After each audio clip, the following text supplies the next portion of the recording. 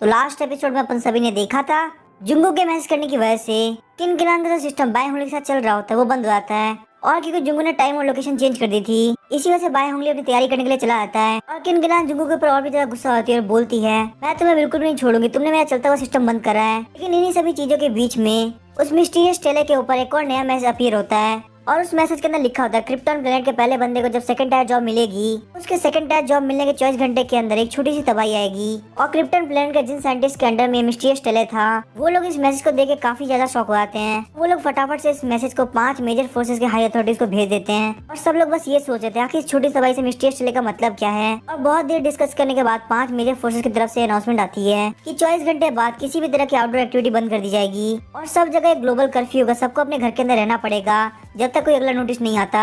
और तभी हम देखते सीन चेंज होता है। हमें जुंगू को दिखाया था जो कि सी साइड पे बाएं उंगली का वेट कर रहा होता है और उसको यहाँ पे बिल्कुल भी नहीं पता था कि जॉब ट्रांसफर की वजह से पूरे वर्ल्ड के ऊपर इतना बड़ा इम्पैक्ट पड़ा है। जैसे ही जुंगू के पास ये ऑफिशियल अनाउंसमेंट आती है, जुंगू को पता चला था कि आखिर कर्फ्यू क्यों लगाया जा रहा है। लेकिन जुंगू के मेमोरी के अकॉर्डिंग जो पहले दवाई थी वो आज से 5 दिन बाद आनी चाहिए थी। इसी बात को लेकर वो काफी ज्यादा शॉक होता है और सोच रहा होता है आखिर मेरा अभी का टाइम पहले के टाइम से इतना ज्यादा आगे क्यों चल रहा है। और जहाँ तक मुझे याद है, इस पहले दवाई के अंदर इंटर डायमेंशनल इंसेक्ट आए थे। उन सारे मॉन्स्टर का लेवल 1 से लेवल 20 तक था। लेकिन वही जो इंसेक्ट डिजास्टर आया था वो अवेकनेस के लिए एक अपॉर्चुनिटी बन गया, क्योंकि इन इंसेक्ट को मारने से नॉर्मल मॉन्स्टर के मुकाबले अवेकनेस को ज्यादा पॉइंट मिलते थे। और इसी इंसेक्ट डिजास्टर के साथ बहुत सारी गिल्ड बहुत बड़ी हो जाएगी। लेकिन ये जो डिजास्टर है वो नॉर्मल लोगों के लिए और लो लेवल के टैलेंट वालों के लिए बहुत ज्यादा बेकार है। और ये जो डिजास्टर है वो पूरा 15 दिन तक चलेगा, जिस बीच में सारा सोशल ऑर्डर पूरी तरह से तबाह हो जाएगा और ये पूरा वर्ल्ड एक कियोस्क की एरा के अंदर बदल जाएगा। और अपनी प्रीवियस लाइफ के अंदर मैं उन लोगों को प्रोटेक्ट नहीं कर पाया जिन लोगों ने मुझे प्रोटेक्ट किया था। मैं हमेशा से अपने लोगों के लिए एक बर्डन था। लेकिन इस लाइफ के अंदर मेरे पास एबिलिटी है कि मैं उन लोगों को प्रोटेक्ट कर सकता हूँ। अगर बात की जाए मेरे बचपन की तो बहुत ही ज्यादा कंफ्यूजिंग था। मैं हमेशा सारे लोगों से बुली होकर आया करता था और मेरे लिए सिर्फ वैन यूसी खड़ी होती थी। और वैन यूसी ने मुझे बचपन के अंदर बहुत कुछ सिखाया है। तो मेरे ब्रदर ने मेरे लिए वैन फैमिली से भी चीजें चुराई है। जब वैन फैमिली को पता चला कि आखिर मेरे ब्रदर ने ऐसा क्यों किया, तो उन लोग को हमारे लिए बिल्कुल भी ग्रजेस नहीं थे। यहाँ तक कि उन लोगों ने मुझे सपोर्ट किया, मेरी बहुत ज्यादा केयर करी। मिस्टर और मिसेस वैन ने मुझे हमेशा अपने बच्चे की तरह पाला है। मेरी लाइफ के जितने भी इंपॉर्टेंट मोमेंट थे उन सभी के अंदर वैन यूसी मेरे साथ थी। और जब भी मैं वैन यूसी के साथ रहता था वो मेरी लाइफ के हैप्पीएस्ट मोमेंट थे। लेकिन जब वैन यूसी को मेरे प्रोटेक्शन की सबसे ज्यादा जरूरत थी तब मैं उनके साथ में खड़ा नहीं था। और वैन यूसी के साथ जो भी हुआ उन सबके पीछे बाएं उंगली था।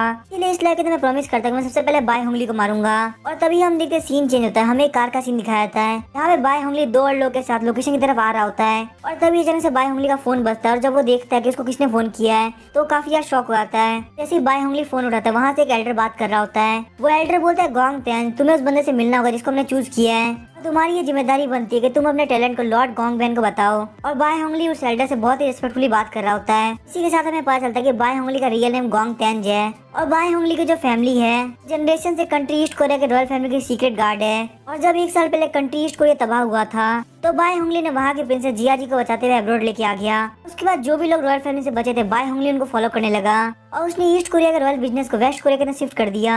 और रॉयल सर्वाइवर्स के अंडर में बहुत सारे ईस्ट कोरिया के लोग वेस्ट कोरिया के अंदर आ गए थे। और उन लोगों ने वहाँ पे एक ऑर्गेनाइजेशन बनाई जिसका नाम रखा 8 हेडेड असेंबली। क्योंकि बहुत सारे लोग अवेकन कर रहे हैं इसीलिए 8 हेडेड असेंबली के अंदर बहुत सारे एस रैंक और उससे हाई रैंक के लोग आ गए। और उसी 8 हेडेड असेंबली के अंदर एक बहुत बड़ा बिग शॉट है जिसका नाम है गोंग बैन, जिसने वह बहुत ही रेयर ट्रिपल एस क्लास के टैलेंट को अवेकन किया है। और यही वजह है कि 8 हेडेड असेंबली इतनी ज्यादा पावरफुल हो गई। और एल्डर से बात करते हुए बाएं उंगली के हाथ कांप रहे होते हैं क्योंकि एल्डर ने बाएं उंगली को बताया कि अगले महीने प्रिंसेस जिया जी और लॉर्ड गोंगबैन की एंगेजमेंट होने वाली है। और वो एल्डर बाएं उंगली को बोलते कि जितने ज्यादा हो सके उतने स्पीड क्रिस्टल को इकट्ठा करो क्योंकि एंगेजमेंट के दिन सेलिब्रेशन के लिए काम आएंगे। और बाएं उंगली को ये सारी बात सुनकर काफी ज्यादा गुस्सा आ रहा होता है क्योंकि बाएं उंगली ने हमेशा से ये माना कि प्रिंसेस जिया जी की शादी उससे होगी। लेकिन अब प्रिंसेस जिया जी की एंगेजमेंट गोंगबैन से हो रही है जो कि ट्रिपल एस लेवल का टैलेंट अवेकनर है। और अगर मैं यहाँ पे कितना भी ज्यादा ट्राई करूँ मैं ट्रिपल एस लेवल टैलेंट के सामने नहीं टिक सकता। यहाँ पे अगर मुझे कैसे भी करके प्रिंसेस जिया जी से शादी करनी है तो मुझे उनकी एंगेजमेंट से पहले ट्रिपल एस लेवल तक पहुँचना होगा। लेकिन उस लेवल तक जाने के लिए मुझे बहुत ज्यादा स्पीड क्रिस्टल की जरूरत पड़ेगी। जुंगू के पास जैसा टैलेंट है वो बहुत ही अच्छा क्रिस्टल माइनर बनेगा। और यही सब सोचते हुए बाएं उंगली किन किलान को बोलता है कि कल अपने साथ वेन्यूसी के ऊपर नजर रखने के लिए बहुत सारे लोग को लेके जाना, क्योंकि तुम्हें पता है ना अगर हमारे पास वेन्यूसी होगी तो चाहे जुंगू आज रात तुमसे माने या ना माने लेकिन वो मेरे काम जरूर करेगा। और आगे बाएं उंगली बोलते मैं तुम्हारे साथ नहीं जाने वाला। हालांकि तुम्हें ये बात तो पता कि तुम्हें जुंगू से मिलकर क्या बोलना है। मुझे बिल्कुल नहीं लगता मुझे तुम्हें कुछ सिखाने की जरूरत है। तुम ऑलरेडी काफी स्मार्ट हो। यहाँ पे तुम्हारे पास मौका है अपनी स्किल्स को दिखाने का। जुंगू ने जहाँ पे आने के लिए बोला था किन किलान वहाँ पहुँच के देखती है जुंगू आराम से स्टैंड के ऊपर लेटा हुआ है और किन किलान को अपनी ब्यूटी के ऊपर बहुत ही ज्यादा घमंड होता है। उसके हिसाब से बाएं उंगली भी उसकी ब्यूटी से नहीं बच पाया तो आखिर जुंगू कौन सी खेत की मूली है जो उससे बच जाएगा।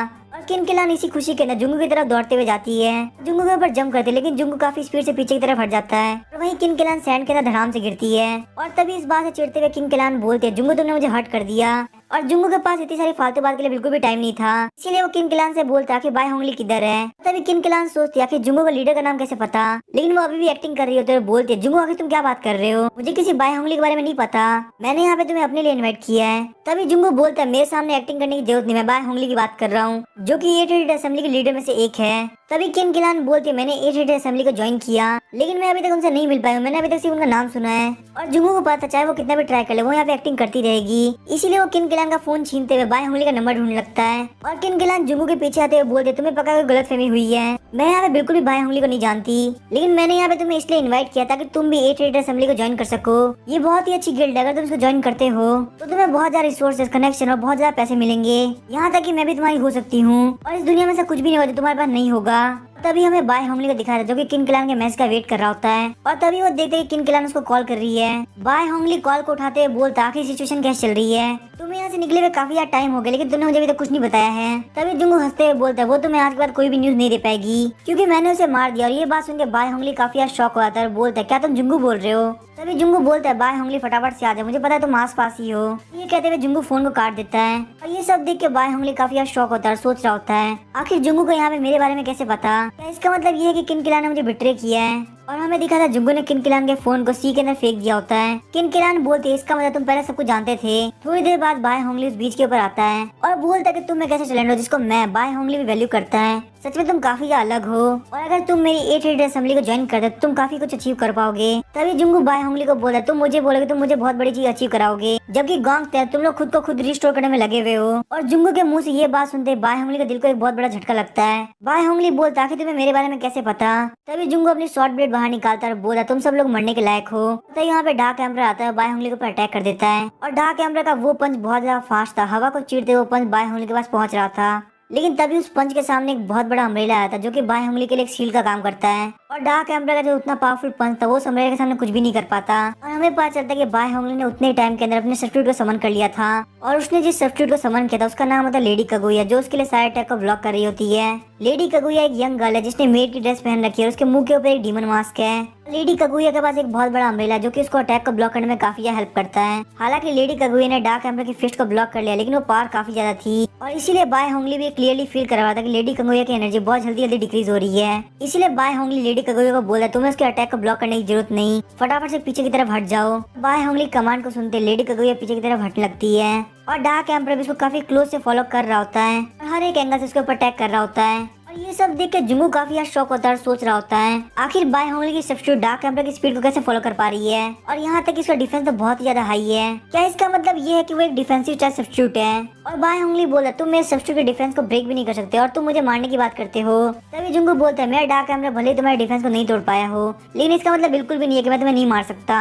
अगर एक सब्स्टिट्यूट का होस्ट मर जाता तो भले वो कितना ज्यादा पावरफुल क्यों ना हो, वो सब्स्टिट्यूट कुछ भी नहीं कर सकता। और जुंगू को पता कि वो अपनी पावर को और ज्यादा हाइड नहीं कर सकता, उसे जल्द से जल्द बाय होंगली को मारना होगा।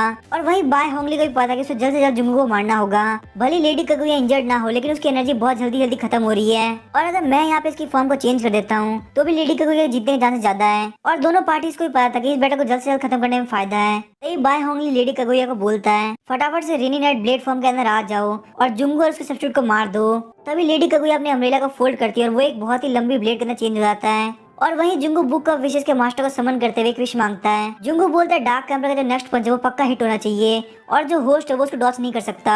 वहीं लेडी कगुया डार्क एम्पर के ऊपर एक स्ट्राइक लगाती है जिससे डार्क एम्पर डॉच नहीं करता क्योंकि उसका प्लान बस इतना था कि उसे लेडी कगुया से आगे निकलते हुए बाय होंगली के ऊपर अटैक करना है। और बाय होंगली डार्क एम्पर को अपनी तरफ आते हुए देख के काफी ज्यादा शॉक होता है, उसे यहाँ पे बिल्कुल भी नहीं लगता कि टारगेट वो है। बाय होंगली को पता था कि वो इस पंच को डॉच नहीं कर सकता, इसीलिए वो एक डिसीजन लेता है और लेडी कगुया को बोलता है कि फटाफट से आगे बढ़ते हुए जुंगू को मार दो। और तभी लेडी कगुया और डार्क एम्पर दोनों एक दूसरे को इग्नोर करते हुए एक दूसरे के होस्ट की तरफ आगे बढ़ने लगते हैं। डार्क एम्पर का जो पंच था वो बाय होंगली के सीधे मुंह पे जाके लगता है और बाय होंगली उड़ते हुए जमीन के ऊपर 4-5 गुलाटियां खाता है। और तभी लेडी कगुया भी जुंगू के ऊपर अपनी ब्लेड से स्ट्राइक लगाती है। हालांकि बाय होंगली की हालत काफी खराब हुई होती फिर भी वो खड़ा होते हुए बोलता है, तुम्हारे सब्स्टिट्यूट का एक पंच खाने से मैं मरूंगा नहीं, लेकिन तुम पक्का से लेडी कगुया की ब्लेड से मारे जाने वाले हो। और बाय होंगली बोलता है, गुड बाय जुंगू, अगर तुम मेरे साथ होते तो तुम काफी कुछ अचीव करते और तुम्हें इतनी बुरी तरीके से मरना नहीं पड़ता। और हमें दिखाया था कि लेडी कगुया ने जहाँ पे अटैक किया था वहाँ पे जुंगू होता होता ही नहीं है। देख के लेडी कगुया भी काफी ज्यादा शॉक होती है और बाय होंगली बोलता है आखिर से कैसे हो सकता है, नॉर्मल ह्यूमन की रिएक्शन स्पीड इतनी तेज कैसे हो सकती है। और तभी जुंगू बाय होंगली के पीछे आ गया होता है क्योंकि जुंगू के पास टॉम स्वॉर्डमैन की लेजेंडरी जॉब होती है, इसीलिए जुंगू बाय होंगली की सोच से बहुत ज्यादा पावरफुल है और वो भी बिना अपनी सब्स्टिट्यूट की हेल्प के। तभी जुंगू हंसते हुए बोलते मैं जानता तुम काफी ज्यादा स्ट्रॉन्ग हो और तुम्हारी रिएक्शन स्पीड भी काफी अच्छी है, लेकिन बहुत ही दुख के साथ मुझे कहना पड़ रहा है कि इस वर्ल्ड के अंदर सिर्फ स्ट्रॉन्ग जिंदा रह सकता है और वीक को हमेशा मरना पड़ता है। तभी काफी स्पीड से डार्क कैमरा बाय होंगली के सामने आता है, उसके मुंह पे काफी ज्यादा पंच मारता है, इससे बाय होंगली जमीन के अंदर घुस जाता है। और जब जुंगू बाय होंगली को मरा हुआ देखता है तो उसे काफी ज्यादा रिलीफ फील होता है क्योंकि उसने पास्ट लाइफ का वेन्यूसी का रिवेंज ले लिया है। तभी जुंगू अपने एस रैंक के टैलेंट स्प्लेंडर को एक्टिवेट करते हुए बाय होंगली की बॉडी को टारगेट करता है और तभी जुंगू के सामने सिस्टम अपीयर होता है, उसे बताया था कि आपके स्प्लेंडर के टैलेंट को अवेकन कर दिया गया है, तो आप फटाफट से चूज कर लीजिए कि आपको टारगेट का attribute value, talent effect, skill effect या फिर सोल फोर्स चाहिए। तभी जुंगू सोचता अभी तक मेरे पास कोई भी पावरफुल टैलेंट नहीं है, तो अभी के लिए मेरे लिए सबसे ज्यादा जरूरी ये है कि मेरे पास कोई एस रैंक या उससे बड़ा टैलेंट हो क्योंकि बाकी सारी चीजों का बेनिफिट मुझे बहुत ज्यादा कम मिलेगा। और उसके बाद जुंगू बाय होंगली के टैलेंट इफेक्ट को ब्लेंडर कर लेता है। तभी सिस्टम जुंगू को बताता है कांग्रेचुलेशन, आपने एक एस रैंक का टैलेंट रेनी नाइट को एक्वायर कर लिया। रेनी नाइट के रेनी वेदर वाले फॉर्म के अंदर उसका अम्ब्रेला एक प्रोटेक्शन शील्ड की तरह काम करेगा और नाइट के अंदर आप वेदर को मैनिपुलेट करते हुए एक छोटे से एरिया के अंदर बारिश करा सकते हैं। और रेनी नाइट के अंदर लेडी कगुया की स्पीड 20% से बढ़ जाती है और एक नए एस रैंक के टैलेंट को ब्लेंडर करने की वजह से जुंगू को अपनी बॉडी के अंदर काफी ज्यादा पावर फील हो रही होती है। और तभी जुंगू लेडी कगुया को समन करता है और जुंगू के सामने एक बहुत ही सुंदर सी लड़की आती है जिसने एक मेड का आउटफिट पहन रखा होता है और उसने अपने कंधे के ऊपर एक ब्लैक कलर का अम्ब्रेला भी रख रखा होता है। और लेडी कगुया के इतने सुंदर चेहरे के ऊपर अपने होस्ट के लिए बहुत ज्यादा रिस्पेक्ट होती है, लेकिन इसका जो अपीयरेंस होता है वो बाय होंगली की लेडी कगुया से काफी ज्यादा अलग होता है। वो फटाफट से उसके एट्रीब्यूट पैनल को ओपन करता है और ध्यान से पढ़ने लगता है और उसे पता चलता है कि लेडी कगुया के दो फॉर्म हैं। सबसे पहले रेनी नाइट अम्ब्रेला फॉर्म, इस फॉर्म के अंदर लेडी कगुया का डिफेंस 400 पॉइंट बढ़ जाता है और भले उसको कितना भी ज्यादा डैमेज क्यों ना दिया जाए उसकी सिर्फ एनर्जी खर्च होगी और 100 पॉइंट का डैमेज सिर्फ एक एनर्जी पॉइंट को खर्च करेगा। और वहीं लेडी कगुया की जो सेकंड फॉर्म है वो है रेनी नाइट ब्लेड फॉर्म, इस फॉर्म के अंदर लेडी कगुया का हर एक अटैक 200 पॉइंट का डैमेज देगा। और वहीं लेडी कगुया के इस फॉर्म के अंदर हर एक सेकंड के अंदर 2 एनर्जी पॉइंट खर्च होते हैं। और वहीं रेनी नाइट के अंदर लेडी कगुया का जो ब्लेड फॉर्म होता है वो 50% कम एनर्जी कंज्यूम करता है। और अब Jungu S rank talent rainy night के कोर को समझ चुका है। जुंगू बोलता है इस लड़की का नाम है लेडी कगुया, लेकिन अगर खुद के ऊपर बात करें तो शील्डिंग इफेक्ट को छोड़ के रेनी नाइट काफी वीक है, लेकिन जब इसको लेडी कगुया के साथ पेयर किया जाता है तो ये काफी ज्यादा स्ट्रॉन्ग हो जाती है। यहाँ तक कि लेडी कगुया के डिफेंसिव मोड के अंदर dark emperor book of wishes के 20% क्रिटिकल हिट के साथ भी लेडी कगुया के डिफेंस को नहीं तोड़ पाया था। और वहीं अटैक मोड के अंदर लेडी कगुया की पावर ज्यादा नहीं होती बल्कि उसकी स्पीड भी डार्क एम्परर को सरपास कर देती है, तो इसका मतलब कॉम्बैट कैपेबिलिटी के अंदर लेडी कगुया डार्क एम्परर से ज्यादा पावरफुल है। और साथ ही में उसका जो एक्टिव रेंज है वो 20 मीटर है और उसकी इंटेलिजेंस भी 30 है, इसका मतलब अगर उसको बुलाए तो वो अपने आप ही फाइट कर सकती है। और वहीं डार्क एम्परर जिसकी इंटेलिजेंस सिर्फ 1 है वो मेरे ऑपरेट किए बिना नहीं चल सकता। हालांकि बात तो ये है कि डार्क एम्परर कॉम्बैट सब्स्टिट्यूट नहीं है, इसकी जो रियल पावर है वो इसकी एबिलिटी सीज बाय फोर्स। और तभी जुंगू लेडी कगुया की तरफ देख रहा होता है, लेडी कगुया बोलती है मास्टर अगर आप मुझे ऐसे देखते रहेंगे तो मुझे काफी ज्यादा शर्म आएगी। जुंगू लेडी कगुया को बोलता है फ्यूचर के अंदर तुम्हारे साथ काम करने में मुझे काफी ज्यादा खुशी होगी। लेडी कगुया बोलती है मास्टर आपको बिल्कुल भी टेंशन करने की जरूरत नहीं, मैं आपको हमेशा प्रोटेक्ट करूंगी। और तभी बाय होंगली की बॉडी के अंदर से एक अजीब सा धुआं निकलने लगता है और जुंगू को ध्यान आता है कि किसी को मारने पे एक आइटम ड्रॉप होता है और वो जो धुआं था वो धीरे धीरे चेंज होकर एक व्हील ऑफ डेस्टिनी का टिकट बन जाता है। और ये जो टिकट है वो जुंगू को 2 बार 10 आइटम निकालने का चांस देगा। और तभी जुंगू बुक ऑफ विशेस के मास्टर को समन करने लगता है और सोचता है यहाँ पे अगर मैं बुक ऑफ विशेस के मास्टर की हेल्प से लक को बढ़ाया तो मेरे काफी अच्छे आइटम खुल सकते हैं। लेकिन समन करने के बाद यहाँ बुक ऑफ विशेस का मास्टर नहीं आता। और तभी जुंगू को ध्यान आता है कि जब वो अपनी क्लास को चेंज कर रहा था तब बुक ऑफ विशेस के मास्टर की काफी एनर्जी कंज्यूम हो गई थी और जो भी थोड़ी बहुत एनर्जी रिस्टोर हुई थी वो सब बाय होंगली को मारने में काम आ गई। और जुंगू को याद आता कि मार्शल आर्ट स्क्वायर के सेंटर के अंदर एक सीक्रेट रियल है जिसका नाम है सीक्रेट फॉरेस्ट, वहाँ पे एनर्जी रिकवरी के लिए काफी सारे रेयर आइटम मिल सकते हैं। और मुझे लगता है अब टाइम आ चुका है एक ट्रिप पे जाने का। और लेडी कगुया जो कि जुंगू के इंटेंशन को फील कर सकती है वो बोलती है मास्टर क्या हम लोग सीक्रेट रियलम के अंदर चले। तभी जुंगू हंसते हुए बोलता है नहीं अभी के लिए कोई जरूरत नहीं, मेरे लिए अभी उससे बहुत इंपॉर्टेंट काम बाकी है। तभी सीन चेंज होता है और हमें ईस्ट कोरिया के प्रिंसेस जिया जी को दिखाया जाता है क्योंकि बार बार बाय होंगली को कॉल कर रहे थे लेकिन कोई भी आंसर नहीं कर रहा होता। और लाइफ के अंदर कभी नहीं होता कि बाय होंगली ने उसे कॉल का आंसर ना किया हो और इस वजह से जिया जी को काफी अजीब फीलिंग आ रही होती है। और तभी वहाँ पे उसकी मेड आकर उसको इन्फॉर्म करती है कि लॉर्ड गोंगबैन से मिलने का मौका आ चुका है और आके मीटिंग ऑलरेडी सारे एल्डर्स ने मिलकर अरेंज कर दी है। और जिया जी काफी अजीब फील कर रही होती है। जिया जी सोच रही होती है काफी अजीब बात है कि मेरी रॉयल फैमिली के सारे एल्डर्स चाहते हैं कि मैं ईस्ट कोरिया को रिस्टोर करने के लिए 800 असेंबली के लॉर्ड गोंगबैन से शादी कर लूं। और उसे बहुत ज्यादा रिग्रेट फील हो रहा था कि वो यहाँ पे क्लैन एल्डर के साथ आ गई क्योंकि जब बाय होंगली उसके साथ वेस्ट कोरिया के अंदर था वो उसकी लाइफ का हैप्पीएस्ट ईयर था। उस टाइम के बीच में कोई भी गोंग तेंज और कोई भी प्रिंसेस जिया जी नहीं थी। सिर्फ वहाँ पे एक ऑर्डिनरी गर्ल जिया जी थी और बाय होंगली था, और वो बस ये चाहती थी कि बाय होंगली उसको यहाँ से लेकर चला जाए ताकि वो लोग एक छोटी सी सिटी के अंदर सिंपल लाइफ जी सके, जहाँ पे उन लोग के ऊपर ईस्ट कोरिया कंट्री को रिस्टोर करने की कोई जिम्मेदारी ना हो, क्योंकि वो इन सारे मैटर के अंदर और ज्यादा इन्वॉल्व नहीं होना चाहती थी। लेकिन अब वो बाय होंगली के टच में बिल्कुल भी नहीं है, यहाँ तक कि लाइफ में पहली बार बाय होंगली का कॉल भी नहीं उठा रहा। ये सोच के प्रिंसेस जिया जी बोल रही होती, बाय होंगली आखिर तुम कहाँ हो। बाय होंगली को मारने के बाद जुंगू एक विला के सामने आता है और जुंगू वहाँ पे उस विला को देखते हुए सोच रहा होता है अब क्योंकि 8 असेंबली के लीडर में से एक मर चुका है, वहाँ पे उन लोग के बीच में बहुत ज्यादा परेशानी का माहौल होगा और सब लोग बाय होंगली के मर्डर को ट्रैक करने के पीछे लगे होंगे। तो मुझे लगता है वेन्यूसी अब काफी ज्यादा सेफ रहेगी। तभी लेडी कगुया जुंगू के पास आती है और बहुत ज्यादा क्यूरियोसिटी के साथ पूछती है वेन्यूसी वो लड़की है जिसको मास्टर लाइक करते हैं। हाँ मुझे ध्यान है, जिस लड़की को मास्टर पसंद करते हैं वो उनकी गर्लफ्रेंड होगी। जुंगू काफी ज्यादा शर्माने लगता है, बोलता है नहीं अभी वो मेरी गर्लफ्रेंड नहीं है, हाँ फ्यूचर के अंदर ऐसा हो सकता है कि वो मेरी गर्लफ्रेंड बन जाए। इस बात से लेडी कगुया बहुत ज्यादा क्यूरियस हो जाती है और बोलती है मास्टर यहाँ पे इतनी नाइट में रुके हुए, इसका मतलब वेन्यूसी उनके लिए काफी ज्यादा इंपॉर्टेंट है। जुंगू बोलता है तुमने बिल्कुल सही कहा, वो मेरे लिए काफी ज्यादा इंपॉर्टेंट है और सिर्फ वेन्यूसी नहीं, मेरा भाई मेरे लिए बहुत ज्यादा इंपॉर्टेंट है और इस लाइफ के अंदर मुझे बहुत ज्यादा पावरफुल होना होगा ताकि मैं उन लोगों को प्रोटेक्ट कर सकूं जो लोग मेरे लिए बहुत ज्यादा इंपॉर्टेंट है। जो रिग्रेट मुझे मेरी पिछली लाइफ के अंदर है वो मैं इस लाइफ में कभी नहीं होने दूंगा। तो लेडी कगुया फटाफट चलो हम लोग सेक्रेट फोर्स की तरफ चलते हैं, वहाँ पे जाके लेवल अप करते हैं, साथ ही में कुछ ऐसा आइटम मिल सकते हैं जिससे बुक ऑफ विशेष के मास्टर की एनर्जी को रिकवर कर सके। और वो दोनों ही मार्शल आर्ट स्क्वायर के पास पहुंच जाते हैं। वहाँ पे 2 गार्ड सेक्रेट फोर्स के एंट्रेंस पे खड़े होते हैं, क्योंकि सेक्रेट फोर्स में एंट्री करने का लेवल था वो काफी ज्यादा हाई था और उन लोग को इसीलिए यहाँ पे असाइन किया गया था जिन लोग का लेवल काफी ज्यादा कम हो वो लोग उसकी एंट्री को बंद कर सके। और जुंगू के वहाँ पहुँचते वो लोग उसको वार्न करने लगते हैं ये जो जगह है वो काफी ज्यादा खतरनाक है, इसके अंदर एंटर करने के लिए कम से कम लेवल 30 का होना जरूरी है और तुम यहाँ पे इस जगह को बिल्कुल भी आधे में क्विट करके नहीं जा सकते, इसलिए यहाँ पे कोई भी बेवकूफी वाली हरकत मत करना। जुंगू को पता था कि यहाँ पे बात करने से बिल्कुल भी काम नहीं चलेगा, इसीलिए वो अपने आइडेंटिटी कार्ड को बाहर निकालता है। तभी वो जो लंबा वाला इंस्पेक्टर होता है वो बोलता है डार्क एम्परर, आखिर ये कौन है। और वो मोटा वाला इंस्पेक्टर बोलता है क्या तुम ही डार्क एम्परर हो जिसने इतने सारे रिकॉर्ड तोड़े कि उसकी वजह से बहुत सारे ग्लोबल अनाउंसमेंट हुई है। जुंगू अपनी आइडेंटिटी को गायब करता है और बोलता है क्या मैं अंदर जा सकता हूँ। और जब वो मोटा वाला इंस्पेक्टर देखता है कि जुंगू के पास में लेडी कगुया खड़ी है तो वो जुंगू के कान में आते हुए बोलता है कि ब्रदर प्लीज आप लड़की के सामने शो ऑफ करने के लिए इसके अंदर मत जाएं, क्योंकि इस सीक्रेट रिले में जाने के बाद आप सिर्फ 3 बार जिंदा वापस आ सकते हैं। तभी जुंगू बोलता है तुम्हारे कंसर्न के लिए थैंक यू, लेकिन मैं बहुत ज्यादा कॉन्फिडेंट हूँ, मैं ये काम शो ऑफ के लिए नहीं कर रहा। और जब जुंगू और लेडी कगुया अंदर जा रहे थे वो मोटा वाला इंस्पेक्टर बोलता है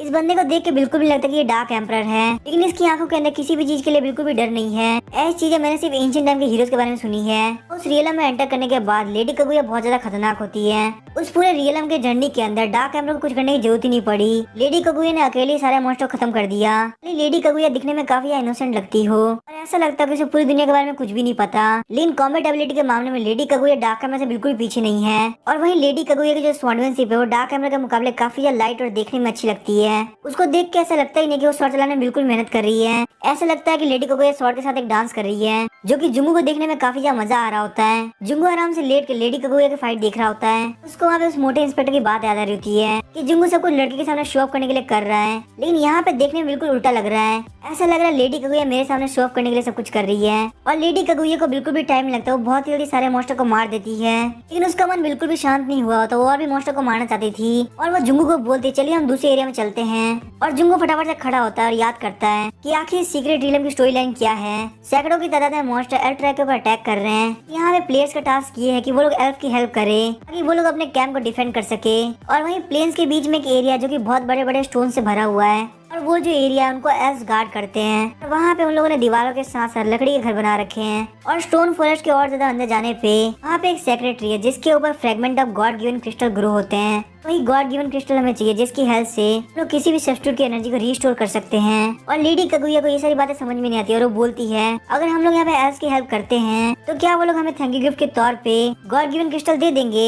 जुंगू बोलता नॉर्मली तो ये होना चाहिए कि जब प्लेयर्स एल्फ ट्राइब की हेल्प करे तो वो लोग थैंक यू गिफ्ट के तौर पे उन लोगों को गॉड गिवन क्रिस्टल दे दे, लेकिन मेरी पिछली लाइफ के अंदर जो प्लेयर्स थे उन लोगों ने एक अलग स्ट्रेटेजी बनाई। अगर वो लोग यहाँ पे सारे मॉन्स्टर को एल्फ के ऊपर अटैक करने दे उसके बाद उन मॉन्स्टर के ऊपर चार्ज करे तो इस तरीके से उन लोगों को ज्यादा क्रिस्टल मिल पाएंगे। ऐसे भी किसी को भी यहाँ पे छोटा सा रिवॉर्ड नहीं चाहिए, अगर आपको पूरी चीजें मिल जाती तो उससे अच्छी तो कोई बात नहीं है। तभी हमें 3 घंटे बाद का सीन दिखाया जाता है।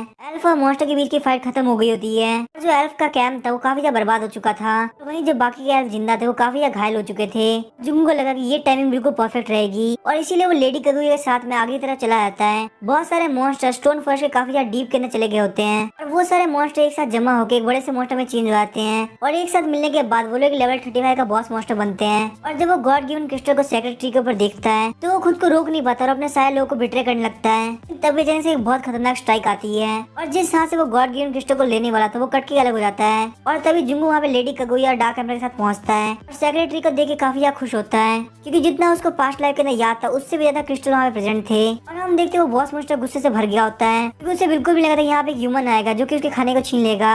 जुंगू उसको वहाँ पे इग्नोर करता है और फटाफट से गॉड गिवन क्रिस्टल को लेने लगता है और गॉड गिवन क्रिस्टल को यूज करते ही बुक ऑफ विशेस का मास्टर वापस से एक्टिवेट हो जाता है। बुक ऑफ विशेस का मास्टर बोलता है मुझे काफी एनर्जी फील हो रही है मास्टर, आपका थैंक यू, आपने मेरे लिए इतनी मेहनत करी। और तभी जुंगू फटाफट से बुक ऑफ विशेस के मास्टर से एक विश मांग देता है कि डार्क एम्बर की पावर को तब तक बढ़ाते रहो जब तक वो बॉस मॉन्स्टर मर नहीं जाता। तभी बुक ऑफ विशेस का मास्टर बुक ऑफ विशेस को एक्टिवेट करता है और बोलता है मास्टर मैं आपके हर एक विश को कंप्लीट करूंगा। तभी डार्क एम्बर को अपनी बॉडी के अंदर बहुत ज्यादा पावर फील होती है लेकिन वो बॉस मॉन्स्टर डार्क एम्बर को रिएक्ट करने का चांस नहीं देता, डार्क एम्बर की तरफ अटैक करने के लिए आगे बढ़ता है। ये देख के जुंगू भी हाथों हाथ लेडी कगुया को बोलता है फटाफट से रेनी नाइट अम्ब्रेला फॉर्म ले लो और डार्क एम्बर के हर एक अटैक को ब्लॉक करो।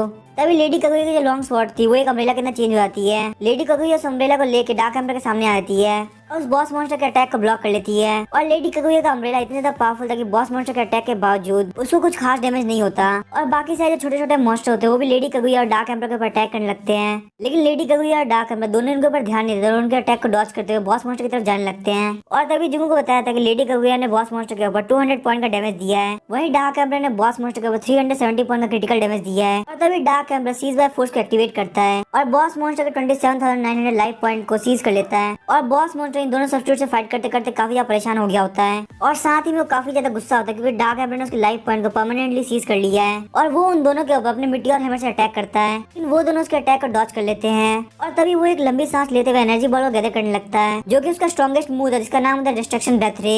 ये देख के जुंगू काफी ज्यादा शॉक होता है, लेडी कगुया को बोलता है कि डिफेंस मोड के अंदर आ जाओ और जैसे वो एनर्जी बॉल ब्लास्ट होता है लेडी कगुया और डार्क एम्बर दोनों पीछे की तरफ घिसकते हैं और वहाँ पे हर जगह बहुत ज्यादा डस्ट हो गई होती है। लेकिन लेडी कगुया का जो अम्ब्रेला होता है वो अभी भी अनब्रोकन होता है और वो दोनों ही सब्स्टिट्यूट अम्ब्रेला से बाहर निकलते हैं और रेनी नाइट अम्ब्रेला फॉर्म के अंदर लेडी कगुया का डिफेंस 430 पॉइंट हो जाता है और जब तक लेडी कगुया की एनर्जी पूरी से खत्म नहीं हो जाती तब तक उसके लाइफ पॉइंट बिल्कुल भी नहीं घटेंगे। और यही सब देख के जुंगू के पसीने छूटने लगते हैं क्योंकि भले लेडी कगुया को कोई भी हार्म ना हुआ हो लेकिन उसकी एनर्जी खत्म होने के काफी करीब है और वही डार्क एम्बर की एनर्जी भी काफी कम बची है। और यही सब देखते हैं जुंगू सेक्रेटरी के अंदर से कुछ क्रिस्टल को तोड़ लेता है और जुंगू के क्रिस्टल को यूज करते डार्क एम्बर को अपनी बॉडी के अंदर पावर फील होने लगती है और अपने अल्टीमेट मूव को यूज करने के बाद बॉस मॉन्स्टर की पावर काफी कम हो गई होती है और काउंटर अटैक के लिए उसकी हालत बिल्कुल परफेक्ट थी। तभी डार्क एम्बर आगे बढ़ते बॉस मॉन्स्टर के ऊपर काफी सारे पंचेस मारता है और साथ ही में अपनी एबिलिटी सीज बाय फोर्स का यूज करते हुए बॉस मॉन्स्टर के अल्टीमेट मूव डिस्ट्रक्शन डेथ रे को सीज कर लेता है और साथ ही में एजिलिटी के अंदर से भी 36 पॉइंट सीज कर लेता है। और यही सब देखते हुए बॉस मॉन्स्टर पागल हो जाता है। तभी डार्क एम्बर अपनी फिस्ट की हेल्थ से उसको पूरी तरह से खत्म कर देता है और तभी सिस्टम जुंगू को कांग्रेचुलेट करता है और बोलता है प्लेयर डार्क एम्बर को 9,500,000 एक्सपीरियंस पॉइंट मिलता है।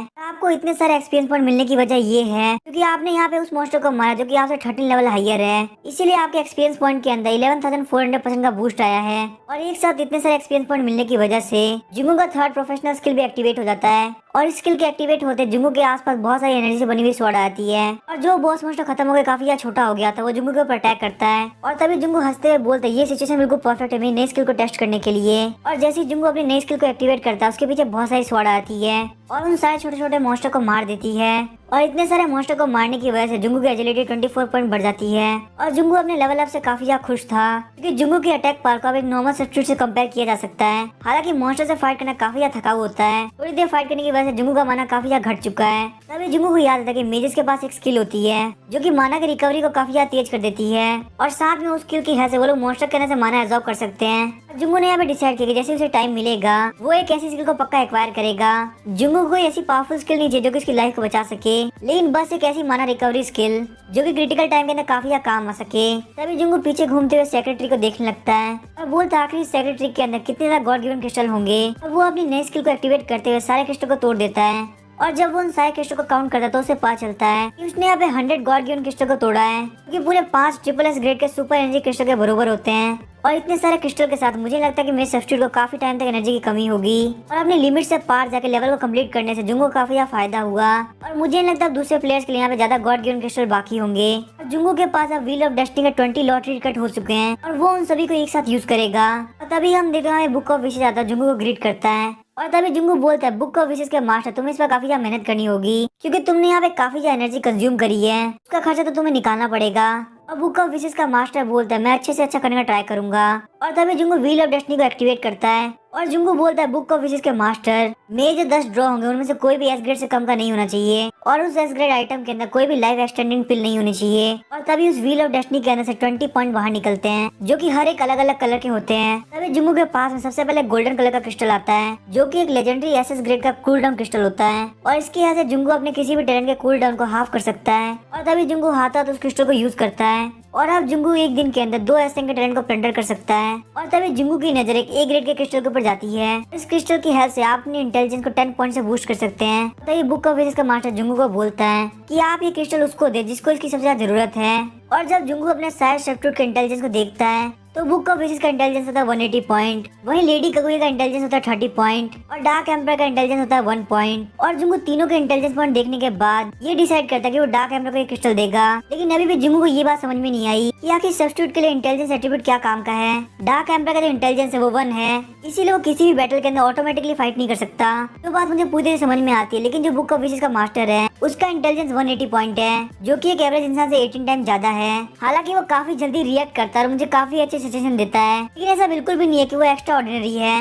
और वही लेडी कगुया का जो इंटेलिजेंस है वो 30 पॉइंट है जो कि एक एवरेज पर्सन से 3 टाइम ज्यादा है, लेकिन काफी ज्यादा ओबीडियंट और सेंसिबल को छोड़ के वो इतनी ज्यादा स्मार्ट नहीं है कि उसे मेरे से ज्यादा स्मार्ट कहा जाए। तो ये बुक ऑफ विशेस का मास्टर जुंगू की कंफ्यूजन को समझ जाता है और बोलता है मास्टर इंटेलिजेंस का क्लेवरनेस और विजडम से कोई लेना देना नहीं है, ये बस इस चीज को रिफ्लेक्ट करता है कि आप कितनी जल्दी किसी प्रॉब्लम को सॉल्व करते हो। जितनी ज्यादा आपकी इंटेलिजेंस वैल्यू हाई होगी उतनी ज्यादा स्ट्रॉन्ग आपकी नॉलेज की लर्न करने की एबिलिटी होगी, साथ में आप काफी इजीली एक्सपीरियंस को गेन कर पाएंगे जो कि आपके कॉम्बैट और कम्युनिकेशन के अंदर काफी हेल्प करेगा। और जुंगू को पता चला कि डार्क एम्पर को इंटेलिजेंस की सबसे ज्यादा जरूरत है क्योंकि वो अभी तक सिर्फ और सिर्फ फोर्स के ऊपर रिलाई कर रहा है। अब क्योंकि मॉन्स्टर्स के लेवल काफी ज्यादा स्ट्रॉन्ग हो रहे हैं इसीलिए डार्क एम्पर को भी अपने हिसाब से सोचने की जरूरत है। और तभी जुंगू डार्क एम्पर को इंटेलिजेंस क्रिस्टल देता है और डार्क एम्पर जैसे उस क्रिस्टल को तोड़ के उसकी एनर्जी को एब्जॉर्ब करता है डार्क एम्पर की आंखें पूरी तरह चेंज हो जाती है और वो एक वॉरियर की डीप वॉइस के अंदर बोलता है मास्टर मेरी हेल्प करने के लिए थैंक यू, डार्क एम्पर आपके रास्ते के सारे ऑब्स्टेकल को हटा देगा। ये देखते हुए जुंगू बोलता है डार्क एम्पर तुम काफी ज्यादा बड़े हो चुके हो और मुझे तुम्हें कॉम्बैट के अंदर कंट्रोल करने की जरूरत नहीं। और तभी जुंगू काफी सारे limit crystal book of wishes के मास्टर को देता है, इससे बुक ऑफ विशेस के मास्टर की एनर्जी लिमिट 300 पॉइंट से बढ़कर 355 पॉइंट हो जाती है। और ये सब कुछ हैंडल करने के बाद जुंगू बुक ऑफ विशेस के मास्टर को बोलता है फटाफट से मुझे अगले टारगेट के लोकेशन के बारे में बताओ जिसको हमें प्लंडर करना है।